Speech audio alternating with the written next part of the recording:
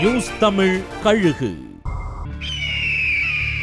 யாருக்கெல்லாம் சீட், எந்தெந்த சீனியர்களுக்கு சீட் இல்லங்கிறத திமுக முடிவு செஞ்சிருக்கா. பல சீனியர்களுக்கும் அவங்க வாரிசுகளுக்கும் சீட் இல்லங்கிறத சொல்லிடுச்சான் அறிவாலயம்.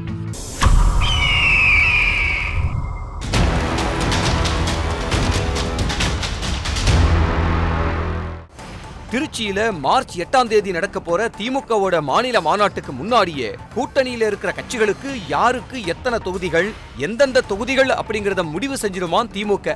அதே போல அமைச்சர்களான ரகுபதி, பெரியசாமி, துரைமுருகன் ஆகிய சீனியர்களுக்கு சீட்டு இல்லன்னு திமுக தலைமை முடிவெடுத்துச்சாம். ரகுபதியை பொறுத்த வரைக்கும் இனி போட்டியிட போவதில்லைங்கிறத கட்சி தலைமை கிட்ட சொல்லிட்டாராம்.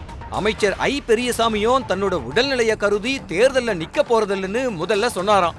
அவருக்கும் சீட்டு இல்லங்கிற முடிவெடுத்த திமுக தலைமை கிட்ட இந்த தேர்தல்ல மட்டும் போட்டியிடுறேன்னு மீண்டும் வாய்ப்பு கேட்டு இருக்கிறதா சொல்றாங்க.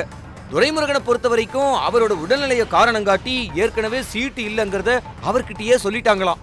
அவருக்கு பதிலா அவர் குடும்பத்தை சேர்ந்த யாருக்கும் சீட்டு இல்லையாம். ஆனா கட்சியில அவருக்கான மரியாதை அப்படியே தொடருங்கிற உறுதிமொழிய முதல்வரே அவருக்கு கொடுத்திருக்காராம்.